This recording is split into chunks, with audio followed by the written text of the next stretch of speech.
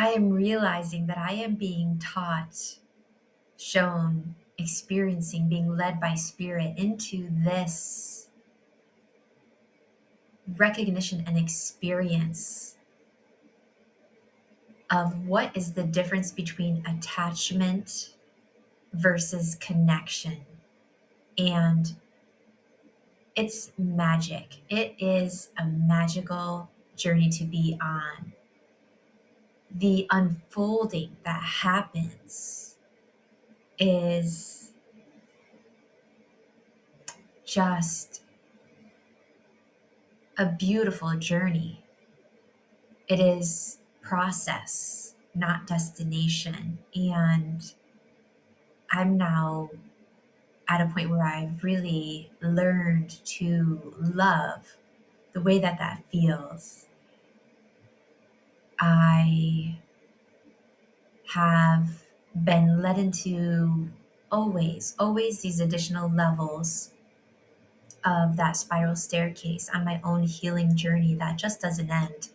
And some of the recent steps and levels that we've ascended through have resulted in the loosening the grip of control and sitting in the stillness that allows me to be pleasantly surprised, that allows me to be guided, that allows things to unfold in front of me.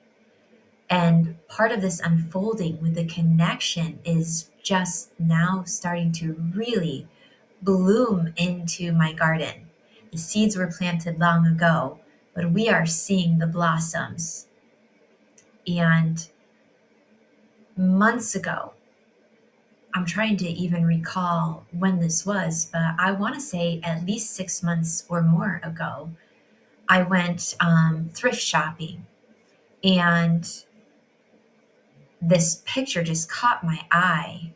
It was a beautiful photograph of a really zoomed in view of an elephant, like this part, one side of the face with the eye.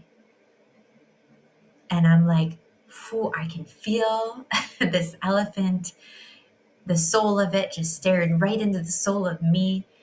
And at the very bottom, it is titled by the person I imagined who took that photograph and framed it, Connection. Ah, I didn't know. I didn't know I was going to be here,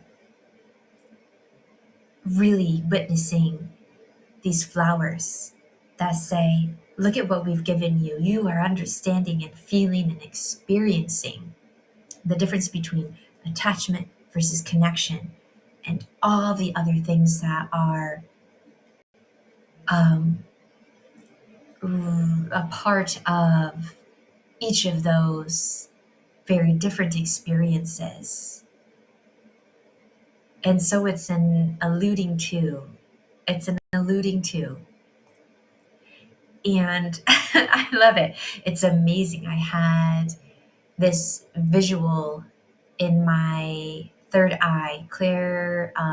Clairvoyance is when a psychic medium says, I'm seeing this, right? And so I was seeing in my third eye that elephant eye very up front and center within the last week. And I thought, that's interesting. I've had that picture up in my bathroom framed like that for months, and it's just popping into my third eye. Spirit is bringing it up again. And at the same time as I'm noticing that in every avenue of my experience, personally and professionally, with numerous clients who sit down in front of me, this is what is unfolding. The pathway to connection that can only be experienced through the homecoming of removing any division of self.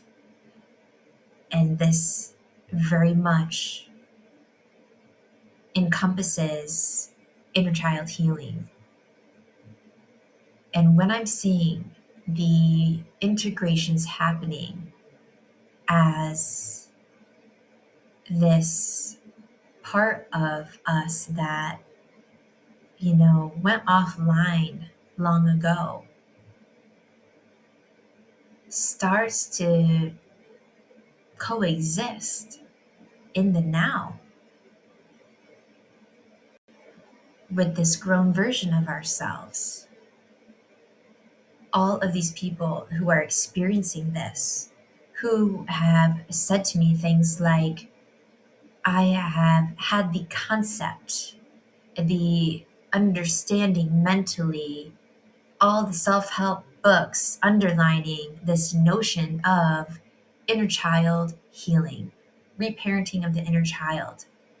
And now that this has just happened here with you and I, wow, now I get it. This is like reading thousands of books about swimming and thinking you know what it is to swim when you've never been into a body of water, right? And then swimming for the first time and coming out of the water with that smile on your face going like, this is what it is to swim. This is what this means when they're feeling it. When they're feeling it in the integrated way that this intuitive healing provides, that's beyond the limitations of the consciousness that's bound to the brain, that is super consciousness, that is somatic, esoteric, includes the auric field, right? And I feel it. I feel it. And as I've had these experiences, people are talking about the first time that they ever had a first crush. Ooh, and it's so amazing. I love it because you know what it's about? Connection. It's about connection. Because a lot of times they haven't even had a romantic relationship with that person. They just enjoyed the feeling in their auric field in their body of like it feels good to have a crush. That's fun. I enjoyed having that crush. That person and I never dated, and that's not what matters. It was fun to feel the energy of having a crush, right? And there was freedom there. There was freedom there. And had somebody reflecting back on this say, we got to this point of this was a part of a reframe in the EMDR sequence of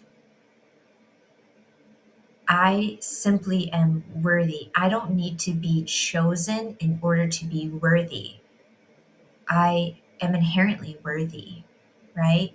And when I shift into that place of being chosen has nothing to do with my worthiness, now I am empowered to be able to be a chooser, right? I don't have to sit back and wait, right? Energy of waiting is dead energy. That's stagnation. That is wounded energy. That's attachment energy of being in a waiting place. And so this person, as we were experiencing and EMDR and the intuitive healing was breathing life back into what did that feel like when you had that first crush? And there was nothing negative around it. There just was no fear of rejection, no sense of, I can't enjoy this unless it's reciprocated.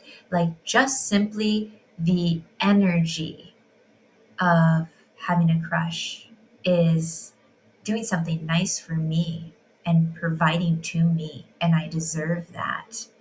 And there doesn't need to be a manifestation or an outcome that dictates whether I have the ability to enjoy the energy that starts in that ethereal space, right? Detaching it, the detachment, the freedom. And they said it feels really powerful to experience the revisiting of feeling completely free to have a crush like that and to enjoy having a crush with nothing else coming from that. That feels empowering. That energy is connected to wholeness and integration. When you can enjoy having a crush and just enjoy it, and it has nothing too attached to past experiences and remains in the now, in the present moment of, oh, this is fun. And it is not needing to be attached to projections into the future. You're in the now. You're more in wholeness. You're in manifestation energy. You're in authenticity. That is connection. That is connection. As soon as that bubble of fun to have a crush gets burst, gets popped, I imagine that is often coming from the unhealed spaces in us that are creating, powering fears of abandonment, fears of attachment wounds, right? Well, what if this doesn't work out? If it doesn't work out, then I can't enjoy it now. Which, what you say in that way sounds really silly, right? When you think about a child going to, a playground, and when we get to that playground and we get into a safe zone of being on the sidewalk and close enough, you are just like, blowing the whistle or the air horn or whatever it is that they do at a horse race, and they're out of the gates. Those kids are out of the gates. I'm like, go ahead, you can run now. And they're like, all right, let's go. Storm the playground.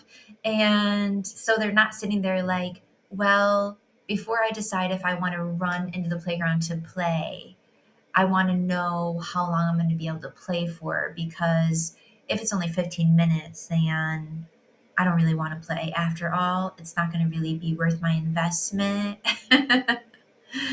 um, but we end up doing this to ourselves in so many different ways, and it clouds out our ability to follow resonance. Resonance. Everything in me is saying, run and play. And this is my nature. Once we become overly attached and emanating energy connected to the hurts and the wounds that have yet to fully heal, this is where the is it worth it drowns out and really like silences the intuition and the nature of who you are. All right. I'm hesitating because before I press record, I was thinking from my human mind of organizing what I wanted to say. And now, as soon as I press record, I'm being called to just flow in a different direction and let it unveil itself in that way. And so I'm going to pivot and go in this place. My earrings have blackbirds on them, and the last several days when my daughter's come into my closet where I have all my earrings hanging, she has really been drawn to these, and she said, Mom, I want you to wear these soon. I want you to wear these soon. These are my favorite earrings that you have. And so I'm wearing them today. And the blackbird is very significant to me. And I'll just cover a little piece of that story here.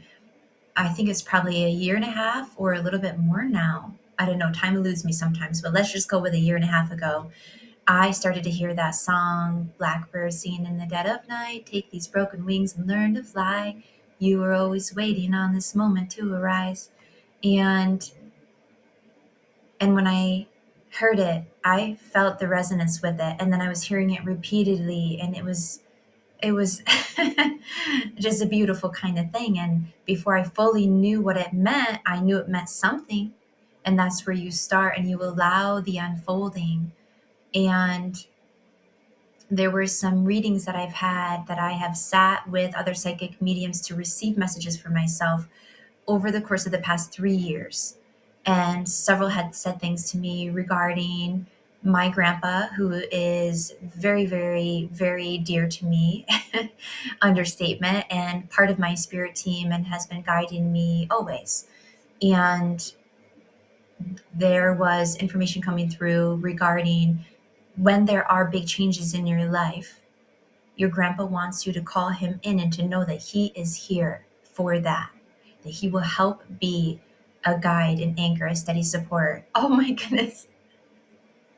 That's making me teary because I'm just connecting something. A dream I had when I was like 18 about a blue morpho butterfly that was connected to him too is connected to this whole thing. And I just put it together now as I'm speaking. That's amazing. Okay, so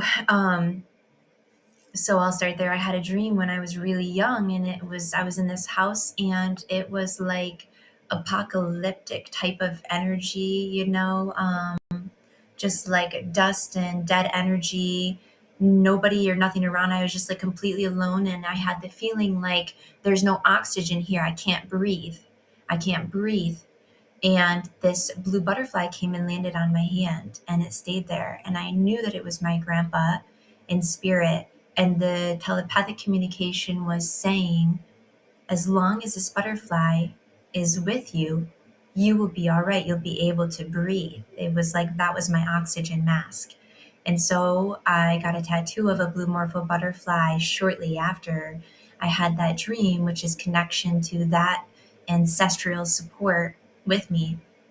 And I'm just putting together the amount of transformation and changes that have happened for me in the last year to 2 years that has been primed and part of a destined path for me connected into this. So yes, so I had gotten those messages 3 or so years ago, well before I realized what it was alluding to and really in reference to. Appropriately so. I wouldn't have wanted to know at that time. It would have like put a wrench into the system. Trust the process. It needed to unfold in divine timing. But I got the support, kind of the rungs of the ladder were already being anchored in for me before I knew I was going to be making that climb, if you will. And so they said, your grandfather's going to be a big part of this transformation for you, and call on him, call him in when you're going through periods of time where there's change that makes you feel a little unsteady, right? Then I started to hear this song, the Blackbird song, over and over and over, a year and a half ago or so. And then shortly after that, this onset of massive, massive transformation and changes, which I won't get into details about. But yes. And where I want to anchor this back into what I'm talking about with attachment versus connection is the piece I said earlier about releasing a fixed view of who you are and what you think you want so that you can follow resonance rather than your brain or mind's vision of what is best for you or what is meant for you or what you might like. Those places in your brain are just so influenced by human programming, values that don't actually belong to you, that you have just absorbed from family, from society, all these things. And when you expand out of the limitations of the consciousness that is confined more so to brain functioning, and you are now in a more expansive place where you have access to the superconscious field, the guidance, the release of the control, the ability to be an unlimited being. This requires relinquishing of an attachment to your own particular identity so that you can evolve, so that you can allow the magic of the cocoon to transform you from this caterpillar into this butterfly. Yes, because if you're so attached to the belief that you are a caterpillar, energetically, I'm not sure you'll ever develop the wings that you deserve to have. And you need to be able to develop those wings to experience the love you deserve. That homecoming,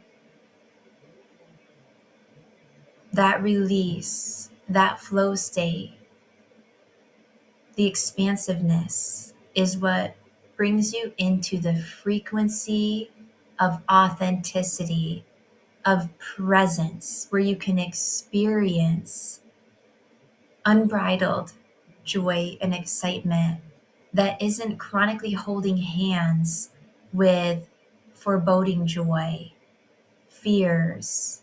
Those things all come from attachment based places, over identification with these narratives and these storylines. You don't need to be defined. You don't need to define yourself.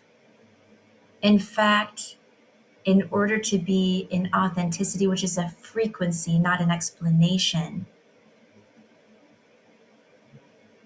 we require the freedom, the play. And this then leads into connection. When you're in the attachment place where you are bound by fear, you're going to be moving in a way that is a bit more protective and calculated, guarded. There's walls up. This is a form of this unintentional self-sabotage where you're desperately craving connection. But you have to belong to yourself fully first before you can resonate in this authenticity where fear is not a part of the equation. And so genuine connection can be on the table. No performance, no game playing. Yeah, I'm thinking of a game of chess, right? And I think when you are more in an energy of attachment, that means you're in an energy of ego, because the ego is being called into the driver's seat to be able to move in a way that is protective or defensive. And when you're in that place, your authenticity just plummets.